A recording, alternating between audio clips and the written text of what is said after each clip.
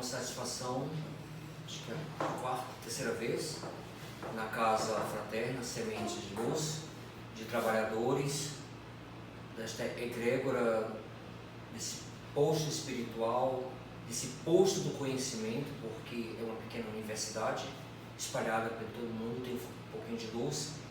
E hoje falar um pouco do Pai Nosso, no sentido de desdobrar e além, mas além do que a gente tem, uma percepção ainda bem reducionista do que seja de fato o Pai Nosso.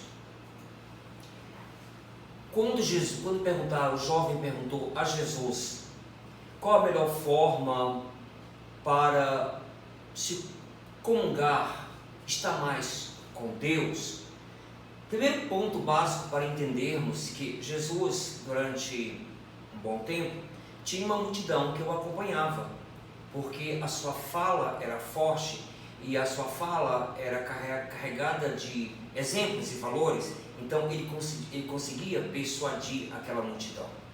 E quando ele ensinou o Pai Nosso para aquela multidão, não foi a primeira vez que aquela multidão estava com ele, já tinha vamos dizer assim, um pessoal preparado para essa nova compreensão do que é espiritualidade.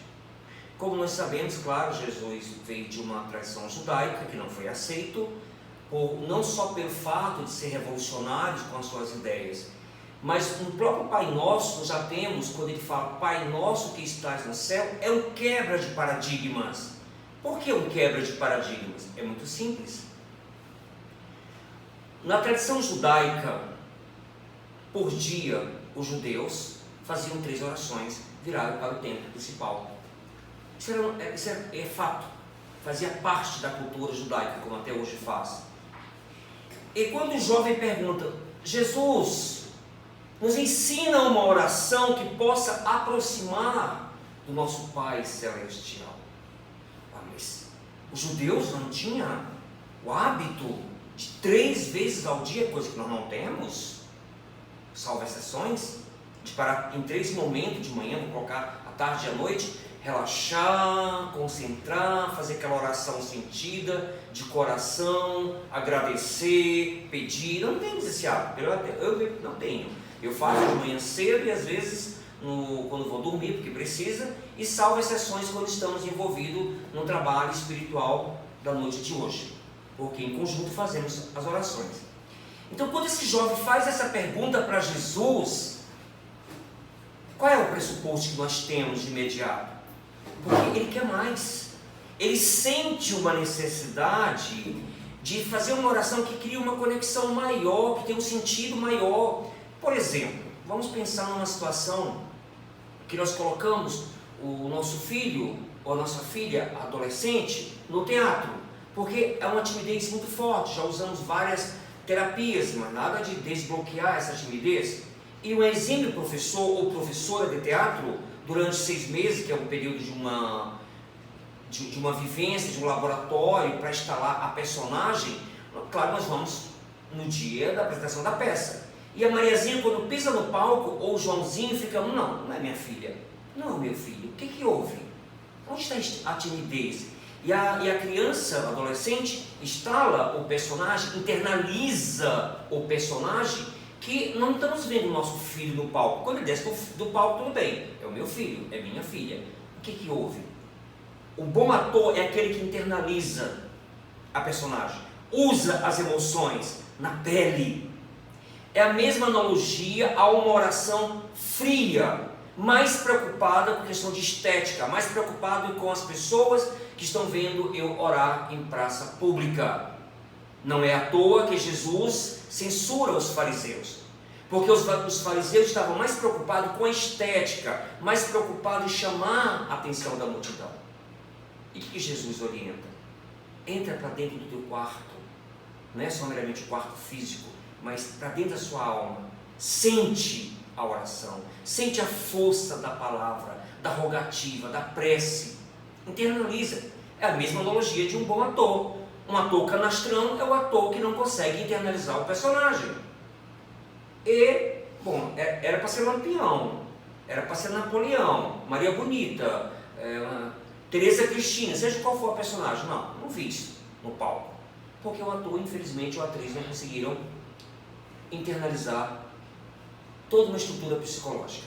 E a verdadeira oração, que no final tem vários estudos de caso para ser apresentado, quando de fato ela funciona, porque a oração é uma conexão com o Pai Maior, é uma ponte que nos faz entrar naquela psicosfera de amor, de paz, de perdão, de tudo aquilo que a gente precisa naquele momento exato. Pai nosso que estás no céu, santificado seja o vosso nome. Olha uma coisa interessante, desdobrando o Pai Nosso. Opa, toquei, desculpa. Antes de Jesus fazer a oração na tradição judaica era Senhor e me jogar no chão. O Senhor, aquela coisa um pouco distante, uma visão patriarcal que até hoje nós encontramos nas religiões tradicionais, de um juiz, de uma pessoa punitiva, castigadora. Então eu criava mais distância entre o pai, isso é a tradição judaica no passado, que quando Jesus fala, Pai nosso que estás no céu, opa, Pai nosso é quebra de paradigmas para aquela época. Até hoje nós percebemos, algumas pessoas respeitamos, porque cada um está no seu processo embrionário de evolução. Quando as pessoas rogam ao Senhor, eu não sou merecedor da tua paz, da salvação, porque eu não sou digno, Senhor, e não... respeitamos. É a forma que a pessoa tem de fazer a sua oração. E quando Jesus começa a falar de uma forma diferente, é quebra de paradigmas. De vez em quando nós sofremos as quebras de paradigmas, de coisas novas, conceitos novos, que bagunçam nossas cabeças. Não pode ser, mas não é possível, e criamos resistências. Então Jesus já começa falando, Pai, mas o que é um pai? Salvo exceção de pai castigadores, castradores, mas o que é um pai especial? É aquele pai que ama, mesmo com as nossas limitações, e faz, por meio da oração, a aproximação. Nós não temos a ponte da amizade na fronteira? Para que serve uma ponte? Para interligar, para ligar. E a oração é uma asepsia. A oração é essa ponte com a causa primordial de todas as coisas, segundo o Espírito da Verdade, ou a fonte criadora, que é afeto, que é amor, que é misericórdia. E Jesus vem quebrando todos os paradigmas. Venha a nós ao vosso reino, seja feita a vossa vontade, assim na terra como no céu. Eu estou pedindo a Deus para estar presente, Ele está presente em tudo. Porque aqui também é o reino de Deus, e como Jesus fala, Mateus escreve no Evangelho, que o reino dos céus está dentro de cada um de nós. É desdobrando mais ainda o Evangelho, o Pai Nosso. Está dentro de nós, a gente está projetando para fora. Por que projetamos para fora? O homem do Velho Testamento, quando se falava de céu, o que era céu para o homem do Velho Testamento? Eu vou morrer, e se vou para o céu, vou encontrar com minha esposa, ter muitos filhos, ter minha fazenda, com os meus gados, ovelhas, bois e muitas plantações. Essa é a concepção de céu naquela época. É o desenvolvimento da humanidade. E o que é o céu para nós hoje? É um estado consciencial de felicidade, que ainda não temos aqui nesse planeta de transição, estamos em transição. Mas já temos, a doutrina espírita nos auxilia, abre a nossa visão de entender que o céu, por mais que sabemos que tem colônias espirituais, dizem que irmão Chico Xavier já foi direto, nem passou pelo nosso lado. Foi para uma colônia toda de cristal, muito mais acima, porque nosso lar está na região umbralina, merecimento. Mas mesmo assim é uma instância física, mental, criada, porque o verdadeiro céu é dentro de cada um de nós, essa felicidade perene que foge à nossa compreensão ainda. Então aqui no Pai Nosso, venha a nós ao vosso reino, porque Deus está em tudo. Como é difícil entender isso? Ora, mas Deus está em tudo, está no mendigo, claro, está no pobre, está no marginal, está no Fernandinho Beiramar. Uma vez perguntaram para a mãe do Fernandinho Beiramar, como é que é seu filho? Melhor filho do mundo. Sim, ela está certa. Não me deixa faltar nada material e nem afeto. é a mãe falando de um filho. Outros podem ter outras leituras. Certa vez uma pessoa da minha família, a gente conversando de um parente muito tinoso, muito ainda infantil, pode ter 30, 40, 50 anos, não quer dizer nada, infantilidade emocional. A gente falando desses processos, e ela buscando conceito, não, meu filho é um ser luminoso. Aí eu falei, tia, até o Fernandinho Beiramar é uma pessoa luminosa, basta reconhecer, sabe, trabalhar os seus aspectos luminosos que está dentro de cada um de nós. Isso é o reino dos céus, é a paz. E Jesus começa a falar dessa forma bem ampla para nós, e quando ele fala Pai, estremece uma cultura totalmente presa a um Deus castigador. Se você não tiver muito cuidado, eu particularmente não gosto de ler o Velho Testamento. Quando eu leio com as devidas, porque é muito castigo, é muita dor, é muito sofrimento. Antes de ontem, eu sou um pesquisador de religiões, estava ouvindo um árabe citando o canto árabe, a sonorização fantástica, aquilo é muito bonito. Aí vinha a tradução em português, Alá, misericordiosa, aí fala, os que não são puros, castigo, meu Deus, com todo respeito. Um canto tão bonito para nós que não entendemos a língua, mas você vê a tradução lá embaixo, quer dizer, isso não dá mais para a gente, respeitamos. Então a gente começa a abrir, e o jovem, quando pergunta para Jesus, primeiro ponto básico do nosso entendimento. Não é um jovem que chegou aqui, Jesus está aqui, uma hipótese, fisicamente conosco, e algum de nós pergunta para Jesus, Jesus, como é que eu me ensino uma oração que me liga direto ao Pai?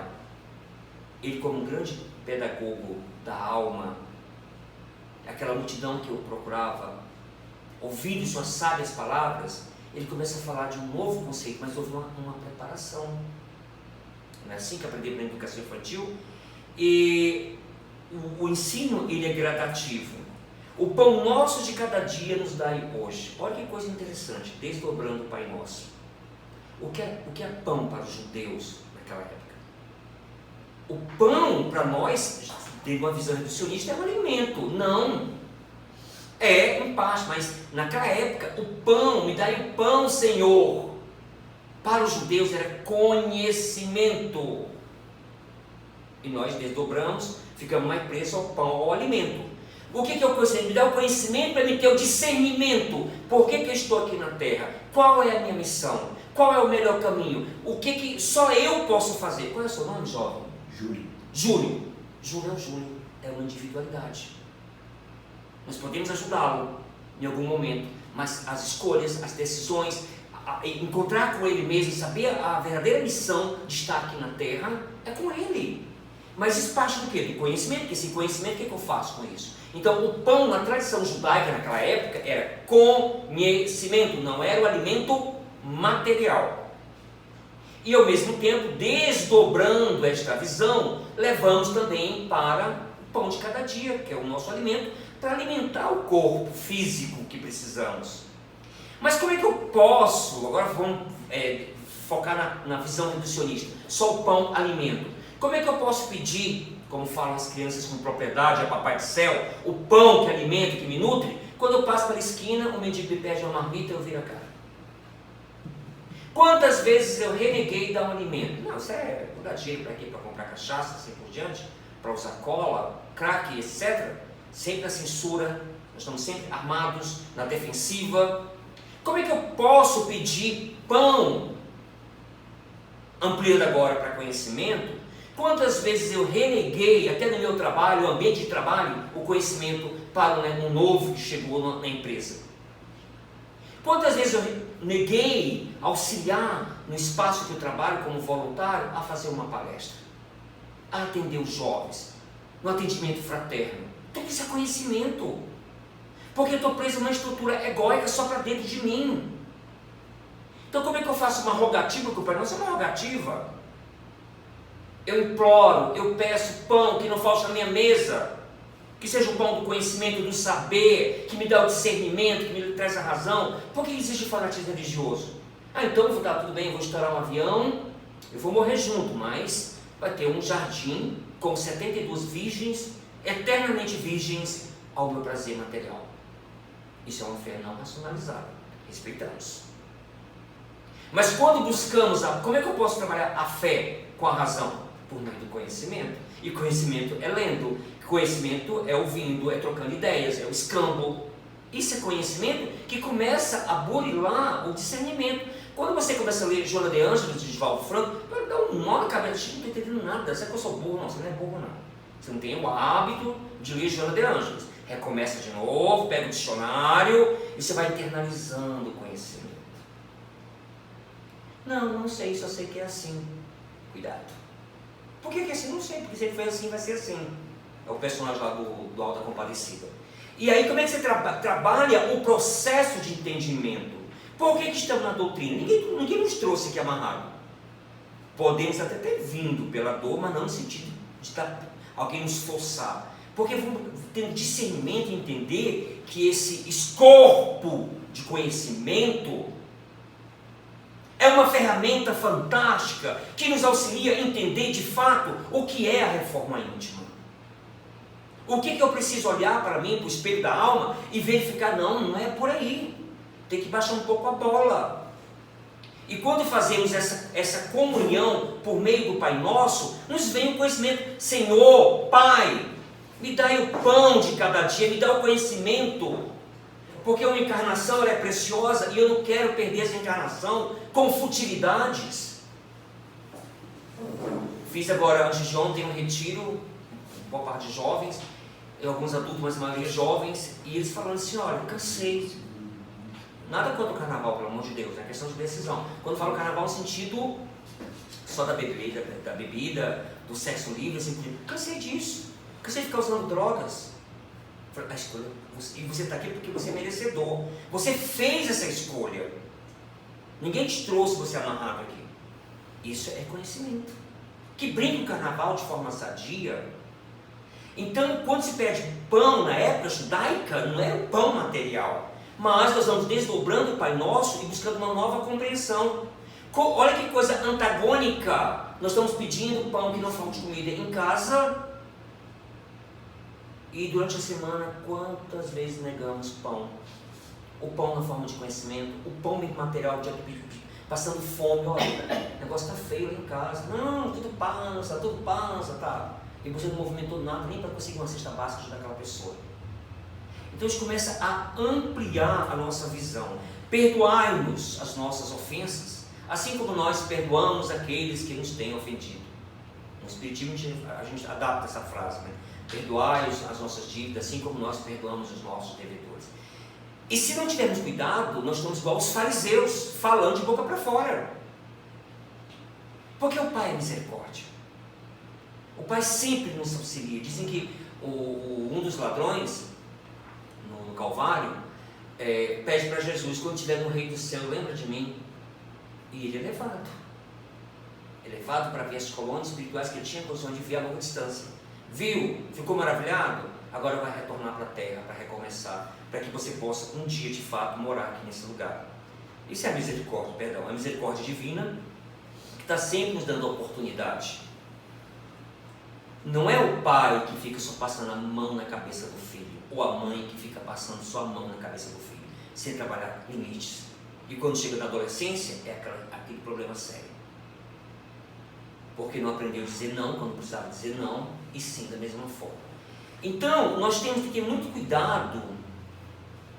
E quando falamos de evolução, a gente pode até começar mecânico mesmo, porque é o processo nosso. Vai fazer um TCC, não sei por onde começar a fazer um TCC. Aí o teu orientador fala o seguinte, começa escrevendo, qualquer coisa, é aí que eu começo. Então eu posso até falar de forma mecânica, mas como eu vou evoluindo dentro de um corpo doutrinário, que é a doutrina espírita, eu falei, opa, perdoai as minhas ofensas, assim como eu perdoo aqueles que me ofendem.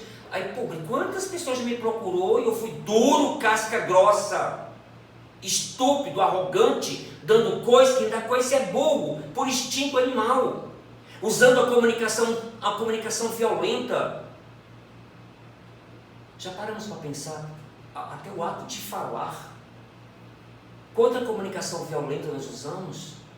Em vez de trazer as pessoas, agregar valores, nós estamos dissipando, porque não temos a prudência daquilo que falamos. Então, como é que nós podemos pedir perdão se não estamos perdoando o vizinho? Não temos tendo a misericórdia de entender a limitação do outro que chega e implora para nós o perdão. Não nos deixe cair em tentação. Mas como? Como é que Deus pode nos proteger das tentações? Como é que anda a nossa psicosfera mental, emocional? Ou seja, pensamentos. O que é o orar e vigiar? Que vai muito mais além do que o sentido restrito, religioso. Nós estamos alimentando. Quando acordamos de manhã, paramos aqui alguns minutos para fazer aquela oração de coração, de gratidão pela oportunidade de um novo dia aqui nesse planeta, nessa escola. Ou já acordamos, maluco, não nutrimos a oração em casa, e quando chega o problema, cadê a estrutura?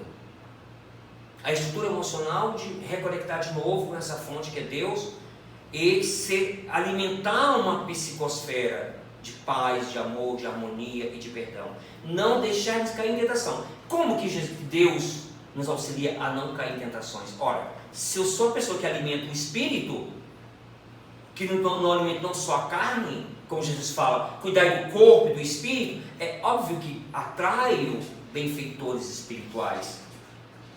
Eu não me canso de falar do seu Durval da Comunhão Espírita, quando fazia os estudos tematizados. Eu pensei, mas seu Durval, como é que te faz para vencer os vícios? Que coisa complicada, que coisa que pesa. Falei, Marco, todo mundo tem seus limites. Mas quando você começa, estou sintetizando, que ele falou de uma forma muito simples, quando você começa a angariar companhias elevadas, seja encarnadas ou desencarnadas, você vai ganhando força somente hoje, não falar mal da vida alheia, e amanhã de novo, somente hoje, não usar mais o álcool para perder os sentidos, somente hoje, ser menos prepotente. Só que eu estou envolvido de boas energias. Quando eu levo os voluntários na Caravana da Alegria, por lá da terceira idade, samaritanos, as pessoas voltam de lá assim felizes e falam assim, mas que bem-estar esse, claro, você está doando, e as companhias que andam com você? Espíritos ociosos, espíritos que não querem agregar valor, não vai estar atrás de ninguém que está trabalhando e construindo. Então tem que pensar um pouquinho sobre isso. Não terceirizar, porque a gente termina deturpando as coisas, terceirizando, pedindo proteção. Tá, mas o que você está fazendo? Aí é autoanálise. Dói ouvir essas coisas. Então, mas você não para de falar mal da vida das pessoas um minuto. Você não fala de projetos de crescimento, de trabalhar numa horta comunitária para ajudar a matar a fome das pessoas, de ir no orfanato, de um asilo, não quer saber disso, mas me livrar esse eu das tentações. Como? A semeadura é livre, mas a colheita ela é o quê? Obrigatória. Nós temos um primeiro estudo de caso que encaixa perfeitamente na palestra de hoje. Esse livro, para mim, no meu conceito, é um dos livros mais impactantes da doutrina espírita. Voltei, ditado pelo irmão Jacob, e psicografado por Francisco Cândido Xavier. Interessante porque ele foi um diretor da FEB. Enquanto estava encarnado, ele brincava com os colegas, olha, quando morrer vai ser tranquilo, eu venho aqui, digo como é que foi minha passagem, porque a morte é uma quiméria. Sim, é uma quiméria para espíritos evoluídos, como segundo dizem no velório do Dr. Bezerra de Menezes, no Rio de Janeiro, algumas pessoas um pouco tristes, ele se manifesta em um médico e fala, por que vocês estão tristes? A morte não existe. Mas Bezerra de Menezes, gente, é Bezerra de Menezes. Então, o irmão tinha seus méritos, porque foi um trabalhador da doutrina, trabalhou na FEB, e ele brincava com os colegas. Não, a minha pensar, minha parte, 80 e poucos anos de idade, mais ou menos, 80, ao desencarnar, eu venho aqui e conto que era do lado, tranquilo. Se for permitido para mundos superiores, não posso vir, mas se eu ficar primeiro ali naquela região, próxima à Terra, eu venho aqui dar um recado para vocês. Beleza. É igual depressão. Depressão não deixa recado pelo WhatsApp. Quando você percebe, ela já chegou, já instalou. E principalmente os homens têm mais dificuldade de perceber que estão em estado depressivo do que as mulheres. E aí a morte chegou. O estado dele era tão grave. E o homem que fez boas benfeitorias. Que ele foi levado para próximo do mar, para receber a energia do mar, para refazer. Porque ele não conseguia tirar direto do corpo dele. Perdão, o espírito, desligar o espírito da matéria, não tinha condições. E quando ele volta com o Dr. Bezerra de Menezes, mais o mentor dele, trazendo do mar, que recebeu toda aquela energia do mar, ele acha ainda que está vivo. Aí quando passa para as pessoas encarnadas, que passam por ele e não tem, não, está em outro mundo, mas ele está ligado ao seu corpo físico. Aí a parte dolorosa, porque ele volta para o velório e passa a escutar tudo que as pessoas estão falando dele, coisas boas e coisas ruins. Então cabe a nós, esse livro Voltei é uma pancada. Então cabe a nós, quando formos a um velório, sentamos na cadeira, fazemos nossa oração, nossa prece, para aquele irmão, aquela irmã que desencarnou e todos aqueles espíritos que estão ali naquele momento. E não ficar falando mal da pessoa, que a pessoa fez ou deixou de fazer, contando anedotas. Ele sofreu muito ouvindo tudo aquilo. E até que ele foi levado para um campo. Por que um campo? Porque nesse campo tinha as tendas espirituais, que naquela noite vários espíritos estavam sendo retirados dos corpos. E para facilitar, levaram em comboio. E ele achando estranho porque ele não foi levado direto. Ele está sempre se questionando, mas por quê? Por quê? Cadê minha luz? Ele não conseguia ver a luz interna nele. E de repente, lá em alta madrugada, chega um espírito de muita luz. Falou, meu Deus, quem é esse espírito? Não conheço nenhuma pessoa encarnada, enquanto estava encarnado, né, com tanta luz, um ícone da espiritualidade. E ficava se questionando. Aí o mentor, não, é apenas uma professorinha. Uma professora. Uma professora que dava aula para crianças de primeira, segunda, terceira e quarta série, em extrema pobreza, e ela tinha os seus alunos como extensão da sua família biológica, um amor fora do comum, fora o conhecimento, como educador e tudo, e ela desencarnou e era toda luz. E aqui ele mexeu com ela, porque isso mexe. De repente você vê uma pessoa com mais luz do que você, falou, mas espera aí, eu sou um vagalume ou tenho um sol, tem alguma coisa errada nesse processo. Mas tudo bem, foram em comboio. Primeira colônia espiritual tinha uma ponte para entrar nessa colônia. E o mentor falou, isso é abertura, eu não vou contar o livro todo, gente, porque eu sou empreendedor espiritual, eu dou a balinha, vocês vão depois ler o livro, a gente se encontra e vamos conversar, marcar um pretinho depois, um cafezinho, para falar, porque é tão bom a gente fazer essas coisas boas, que alimenta a nossa alma, que alimenta, que preenche. Sair dessa palestra hoje preenchido, seja qual for qualquer palestra, valeu a pena sair de casa. É novos conhecimentos. E quando o mentor fala, firme o pensamento no bem maior. Quando estão atravessando a ponte, que da entrada na colônia, porque tudo é umbral ao redor, é uma colônia colada literalmente na terra, ele cai a vibração.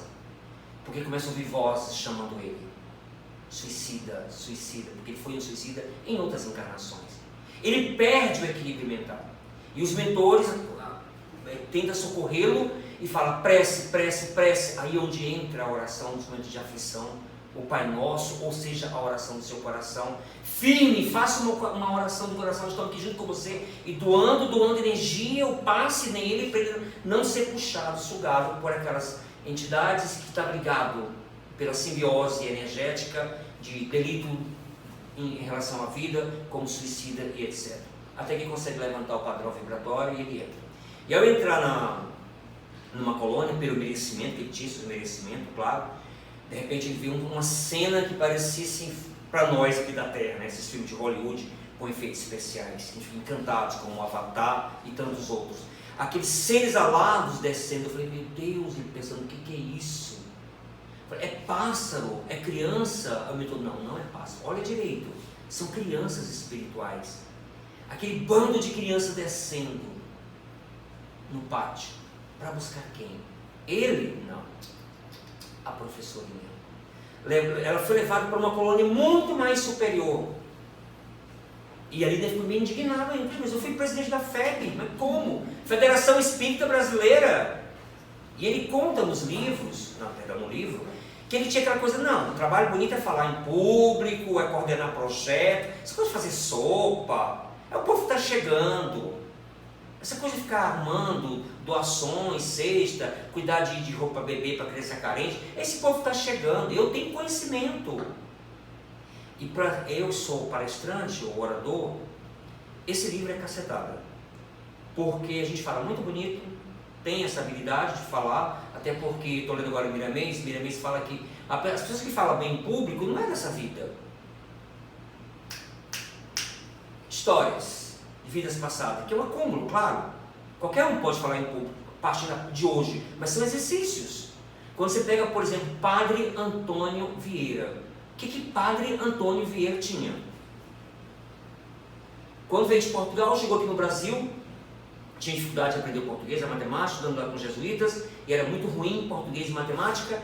Aí lá em Salvador, no mosteiro, ele foi lá fazer uma promessa para Nossa Senhora dos Milagres, para ajudá-lo, aí deu um estralo. Aí eu disse que é mito, porque para justificar o gênio que era Padre Antônio Vieira. Mas que gênio? Porque seus sermões tinha mais gente lá de fora da igreja do que dentro. Padre Antônio Vieira tinha uma habilidade fora do comum. Ele falava para negros, da época da escravatura, claro, para negros, índios, judeus, aristocracia, para a corte. Tanto é que quando Dom Manuel esteve aqui no Brasil, ele foi em Salvador. Eu quero saber de que imagem é essa milagrosa que transformou o Padre Antônio Vieira num gênio. Foi para Portugal, foi um sucesso, foi em Cabo Verde, tiveram que fazer o bastonato para ele ir embora, não deixando ele sair, porque tinha que ter polícia. Aonde ele chegava tinha que fechar tudo, porque era tumulto demais. Que força do verbo esse homem tinha? Como eram as suas pregações, que ele mexia com os entulhos emocionais das pessoas. Ele foi perseguido pela Inquisição, não pôde fazer mais nada, porque defendia os índios, a escravatura. Aí veio para a Itália. Chegou na Itália, olha, se falar em português é complicado, complexo, fala em outro idioma. Ele encantou os italianos. E se pergunta, imagina Jesus. Se Padre Antônio Vieira tinha essa habilidade, aí estou falando sobre os apresentadores, porque quando você tem uma habilidade, seja qual for, e que você faz bem aquela habilidade, se você não tiver um cuidado muito grande, você fica tão empoderado do poder, que não vê sua sombra. E Padre Antônio Vieira tinha vamos dizer assim, uma certa humildade, porque ele falava com todas as categorias. Os negros o amavam, os índios, os judeus. Ele usava a mesma linguagem de cada grupo, falando a mesma linguagem, uma capacidade de entrar na psique das pessoas, do público e todo. E esse foi um grande homem, que com certeza pregou o Evangelho dentro das suas limitações, e ao mesmo tempo é um cuidado que nós temos, porque aí volta de novo ao livro Voltei, de irmão Jacob, para as pessoas que falam bem em público, tem um pouco mais de humildade, porque de repente a gente fica tão empoderado falando em público que começa a discriminar o trabalho da sopa, o trabalho do bazar, o trabalho de evangelização, de atendimento fraterno. E já passei por isso há 10 anos, 15 anos, agora estou viajando no Brasil, dando palestras assim por diante. E aí você está alimentando uma sombra. Aí quando desencarna, porque é essa a história do irmão Jacob, que é um pseudônimo, claro. Ele fala isso, me achava o baluarte.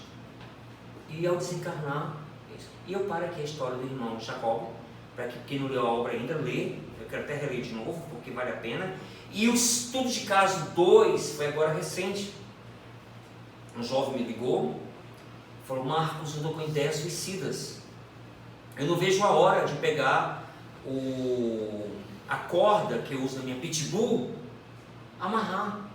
Porque a luta contra as drogas, já chegou no crack há muito tempo, aí tem as quedas, a gente vai auxiliando, ajudando, tratamento psicoterapêutico, vai para o centro espírita, recebe passe e tudo, e aquela obsessão muito séria. O que é que eu faço? Eu não estou vendo alto, estou vendo vozes. Eu falei, pega o Evangelho e abra. Mas eu não sei fazer o Evangelho lá, não importa. O que importa é a intenção. O que Jesus falou? Não seja um fariseu, não fique preso ao teatro externo. Fale com Deus dentro de você, da sua forma, da sua simplicidade. Abra o Evangelho. E eu falei isso atendendo pelo celular. Falei, abra o Evangelho e leia em voz alta, faça o Pai Nosso.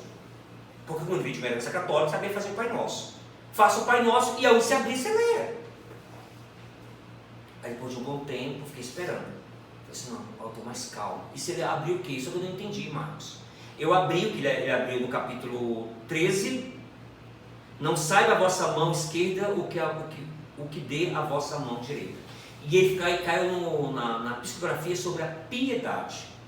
Eu não entendi sobre a piedade. Aí eu perguntei, você leu em voz alta? Li, ótimo. Porque você leu para essa legião que estava do seu lado, com certeza. Aí eu fui explicando para ele. Porque quando fazemos o Evangelho, não estamos sozinhos. E quando você lê isso, caiu o quê? Piedade. Você abriu, caiu em piedade. Piedade, eu conheço o texto, pedindo piedade aos algozes, ter piedade de nós. Se alguém está tentando tirar a minha vida, é porque eu fiz alguma coisa com esse espírito no passado. E ele quer vingança. Enquanto não veio fora do corpo para perseguir as regiões umbralinas. E quando você fez o Evangelho, com certeza você foi assistido, porque você mudou a tua psicosfera. Olha o poder da oração.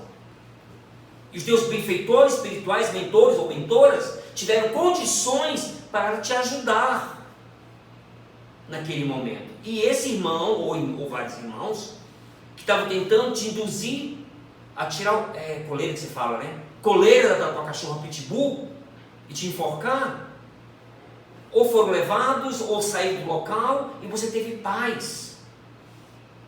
Agora, recente, somos 3, 4 meses.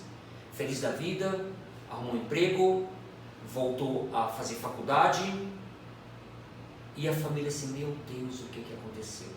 Porque a família já tinha perdido. A família já tinha perdido a esperança. Aí eu falei assim, Marco, teve um dia que doeu tanto em meu coração, porque o meu irmão me chamou de noiado.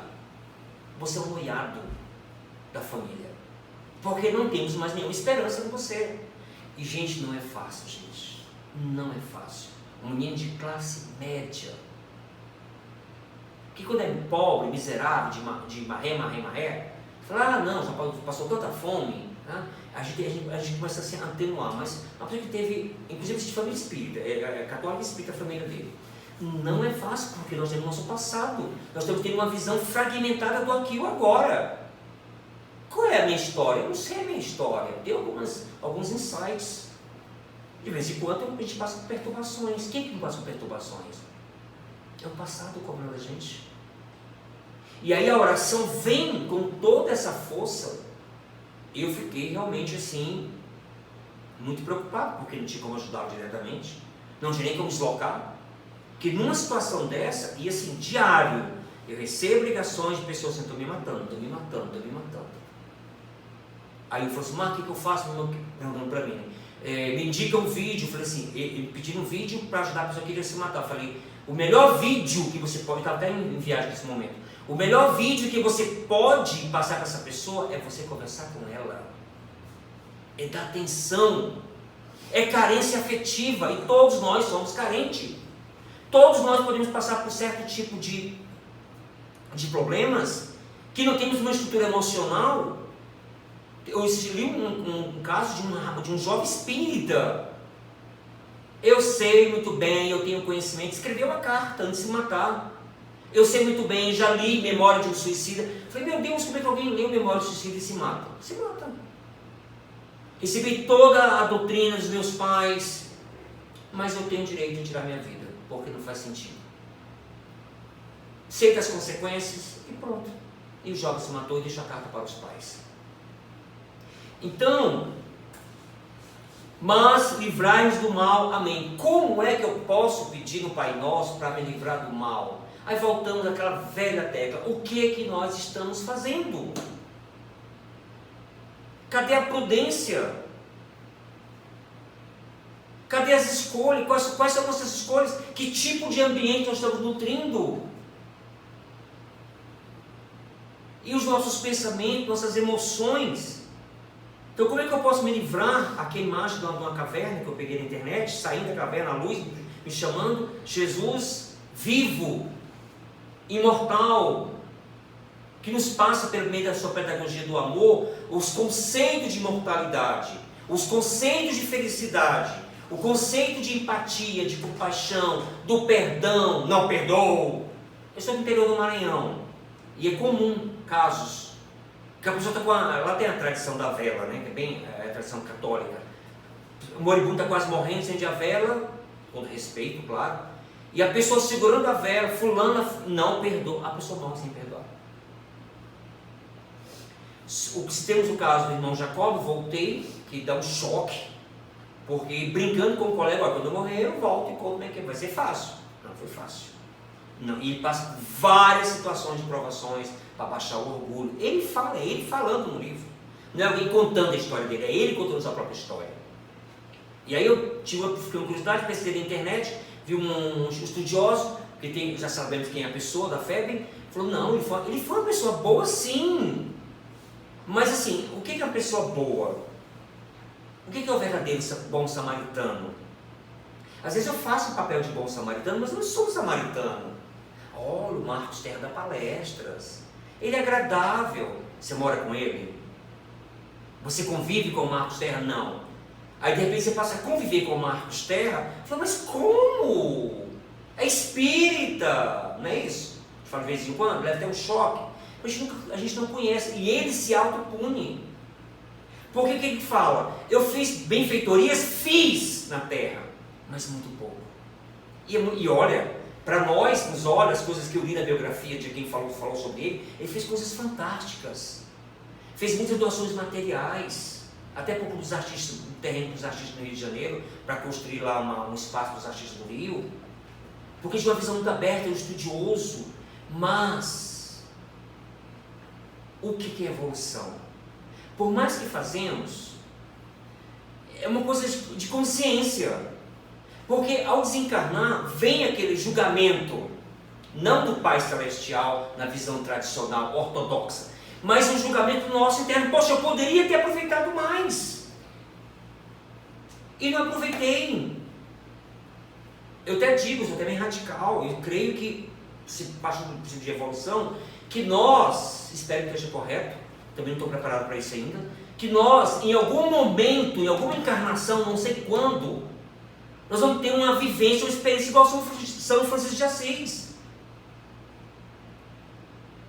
Mas não é da noite para o dia que isso pode acontecer, eu não estou preparado para isso. Um total desprendimento. Ele totalmente cego no final da sua vida, em estado de graça, de felicidade, praticamente cego. Nós vamos passar por uma experiência assim, de desapega. Nada é teu. Se livra das codependências. Nem o seu corpo é seu. Porque vai virar tudo orgânico no futuro.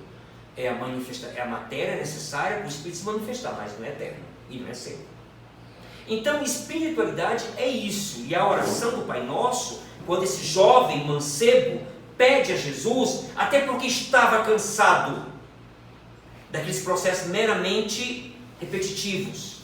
Aí volto de novo a analogia que eu fiz do ator, do excelente ator, da excelente atriz, do nosso filho adolescente no palco, que ficamos, meu Deus, é o Pedro? É o Pedro quando descer do palco, porque lá no palco ele é Napoleão, é Dom Pedro, é qualquer coisa, ele te convence, porque houve uma preparação, ele internalizou. Então quando eu faço o evangelho, a oração internalizada, eu crio essa ponte maior com a espiritualidade. E eu gostaria de fechar a minha fala contando um pouco da minha experiência de algum tempo.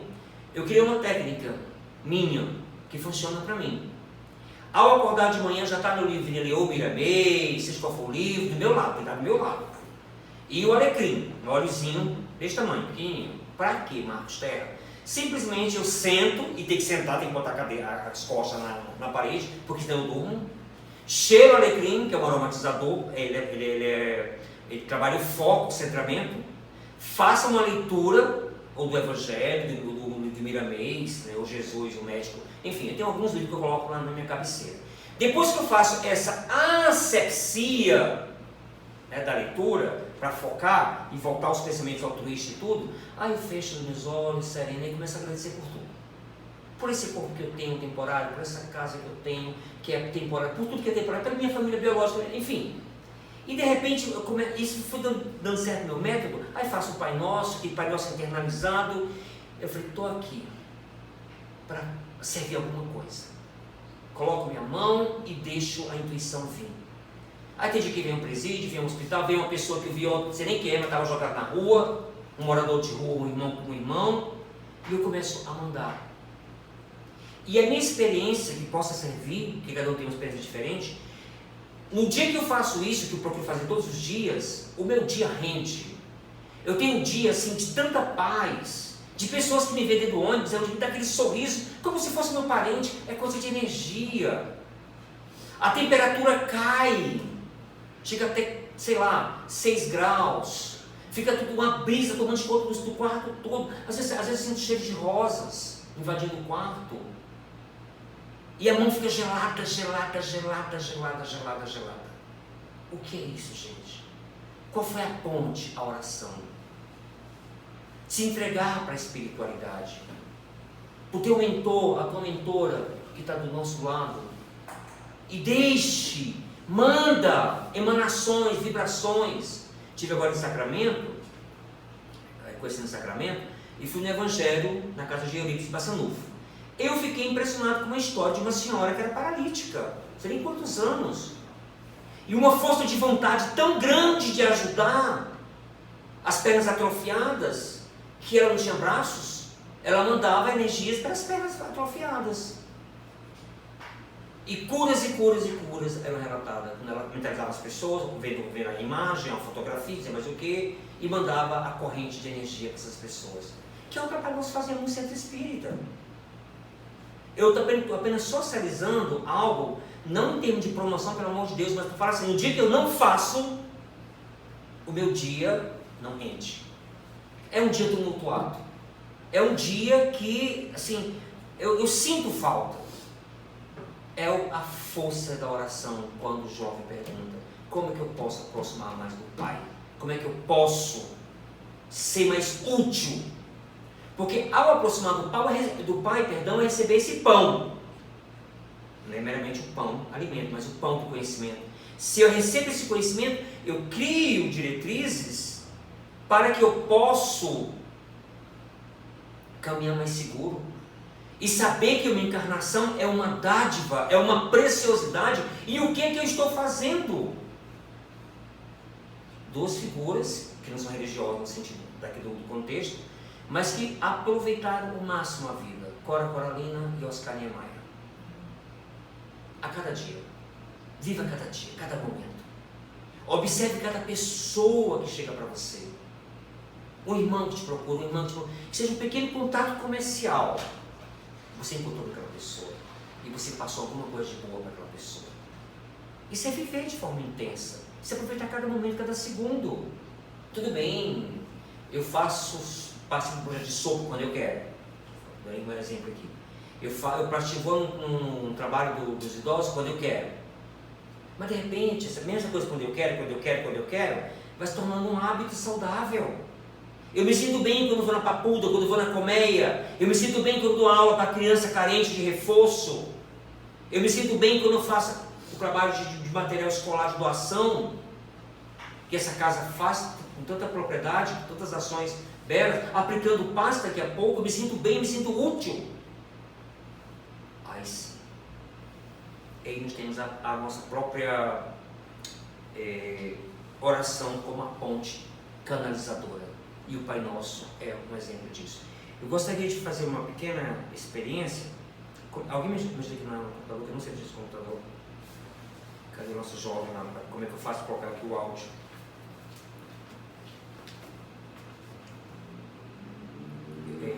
Tem a pasta, tá? Pasta. Essa daí, pasta. Coloca essa aqui, ó. Vou pedir a vocês, por favor, que possam fechar, alinhar a coluna vertebral. Eu só mostrar uma coisa muito singela. Manter os olhos fechados. A música é uma verdadeira prece. Bora ouvir essa música que fala do Mestre Jesus, pacificador, amoroso. Nós vamos inspirar, deixa a música penetrar, tomando de conta dos nossos corpos, físico, mental, emocional, harmonizando as células, tecidos, órgãos, parte dos nossos corpos que precisam ser revitalizados, que estão doentes. E esse Jesus, irmão maior, que nos ama desde a formação deste planeta, que está do nosso lado, nos intuindo com suas palavras verdadeiras de amor, de libertação, de curas, cura da alma, nos ensinando diretrizes de amar a todos. Pai, perdoai-vos, eles não sabem o que fazem, mas eu estou ao lado de cada um, auxiliando no seu progresso espiritual, enxugando suas lágrimas, dando a paciência, soprando no ouvido, para que possa abraçar a caridade, ajudando a tantos que precisam.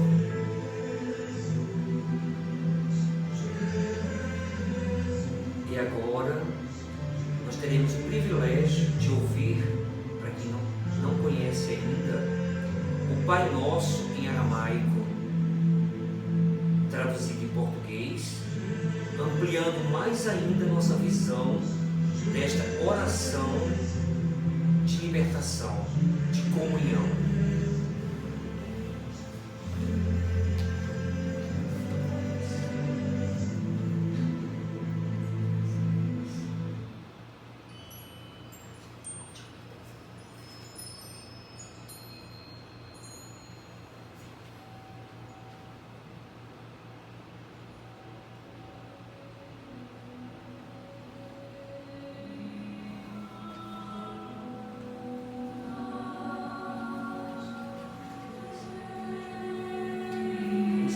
Ouviu o aramaico, a língua de Jesus, alimentando essa psicosfera, ouvindo o próprio Mestre falando para nós.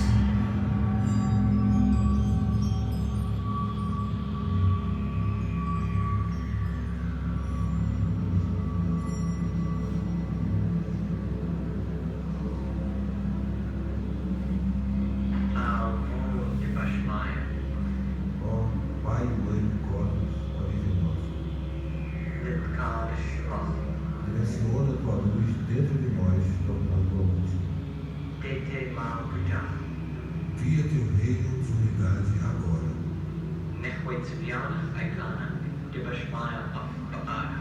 Que somente o teu desejo possa atuar dentro e junto ao nosso desejo, assim como em todas as ondas de luz e em todas as suas formas. Prover para cada dia tudo que assimilamos em pão e entendimento.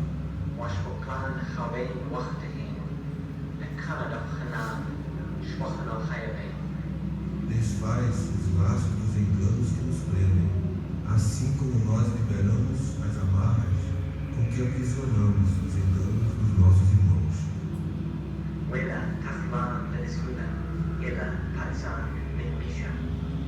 Libera-nos das ilusões, que a superfície e a aparência das coisas do mundo nos detêm.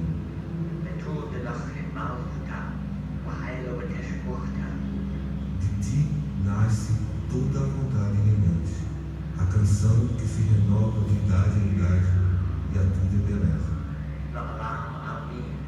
Possam a tua verdade, poder e canção ser o solo fecundo de onde cresçam todas as nossas nações. Amém. Assim seja.